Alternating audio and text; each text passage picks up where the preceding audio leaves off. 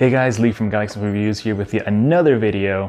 For those of you who are just swinging by the channel for the first time, briefly introduce myself, my name is Lee. I go ahead and review a bunch of different things related to video games, technology, you name it.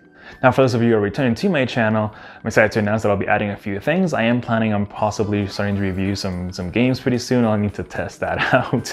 I need to order a capture card because I really do want to get into it. Something I really wanted to do for the longest time. So I'm going to try to go ahead and get into that pretty soon.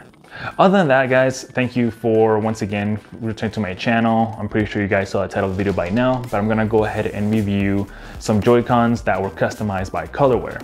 Now, for those of you who are unaware who Colorware is, they're basically a company that you can either purchase equipment from, like Joy-Cons, video game consoles like the Switch entirely, PlayStation 4, 3, AirPods, anything like that. You can pretty much send it over to them as well and they'll customize it for you. What I went ahead and did is I ordered a pair of Joy-Cons because we actually ran into the drift issue with the Joy-Con on my girlfriend's Switch. So I'm like, what the heck, let's go ahead and give them a shot and see what it's all about. Now, we have had these for a little over a month now. Actually, yeah, a few, like 1 or 2 months by now. So I just wanted to kind of test the quality, see how they stood up, see if there were any issues with the reconstruction of the Joy-Con, because of course they do need to tear them apart, paint them, and then put them back together. So I wanted to see how that stood up quality-wise. I also wanted to kind of see how they perform long-term. I wanted to see if the paint cracked, or any imperfections or anything like that. In addition to that, I also, of course, by accident, dropped them a few times and wanted to see how they stood up, and I can actually say they stood up well. Now, me personally, I tend to use my Nintendo Switch on the dock with a little bit of basically handheld gameplay from time to time. My girlfriend uses her Switch on the go pretty much all the time, so 99% of the time she's playing it portably while she maybe talks it for games like Ring Fit Adventure or anything like that. That being said, we ordered 2 pairs. I ordered mine in kind of like a dark metallic blue. She ordered hers in a metallic pink. So let me go ahead and show those to you guys. All right, guys, so here they are, trying to avoid the ring light, but pretty much these are them. Let me show you a close up here. You can also see my setup there. Don't want to drop it. So of course you can see the Switch as a whole is a finger prick magnet. You can see it's definitely a little dirty there on the back. So what I do like about the Joy-Con, the customized Joy-Cons to start, is that they're really easy to clean. If you use a microfiber towel, or those little kind of those little swipes or towelettes that they bring with mostly all the screen protectors and stuff like that, they're really easy to clean. Now that doesn't seem wants to focus properly, but yeah, you can see the color is extremely well. So what I'm gonna go ahead and do is let me go ahead and remove the Joy-Cons from the Nintendo Switch, and I'll show them a little bit closer up. All right, guys, so here are the Joy-Cons on their own. Of course, let me see if I can get it to focus here. Come on, camera. There we go, much better. So there is the actual Joy-Con. So also show the back side. So as you can see, paint quality is amazing, but here's the thing. First thing I didn't like is you can tell, like right here, they actually use one of the gray Joy-Cons, which is perfectly fine. My issue with it is that this was not painted. I'm not sure if there's an option I missed on the site. I don't think I did. I went through it pretty carefully, but they don't paint this section here, and you can also see it on this Joy-Con as well. So I believe maybe it's an issue. If they're watching this video, they can basically explain why that is. That would be great. My assumption is it possibly causes some issues with the buttons, right? They're really close, so I'm pretty sure the paint causes it to become thicker. So it could cause some issues with the button sticking or something like that. I don't know, that's just my thought. All right, guys, and there's a close-up of the inside portion of the Joy-Cons. So yeah, like I said, it's really well done.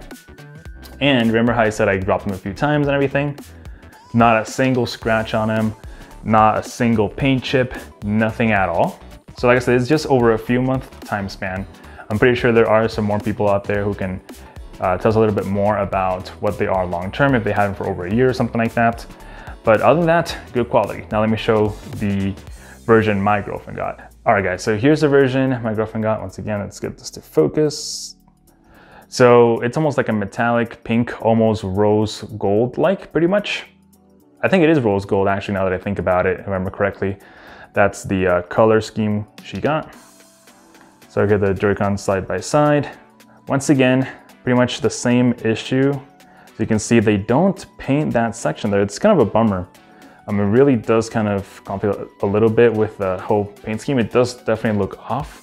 That's kind of the thing that I would ding them with a little bit. But yeah, other than that, really good quality. Same thing, my girlfriend using her Switch mostly portably. Not a whole lot of wear at all. Same thing, not a single scratch on them, not a single paint chip, nothing at all. So good job, Colorware, you did good. Now that being said, let's go ahead and discuss how much these cost. All right guys, so I actually have the receipt pulled up here on my phone. Just so you can give you guys some accurate numbers. So basically the price between both Joy-Cons was, or both pair of Joy-Cons was $149 each. I got the Midnight Gloss Blue. My girlfriend got the Blush Gloss Pink, pretty much. For those of you who did like the color, those are the two color choices that we went with. Now the subtotal was $298. With shipping, it did come up to a little under $15 for a total of around $312.81. So definitely not cheap at all. This is only something that if you want to splurge on, if you do really want a customized Joy-Con, if that's really important to you.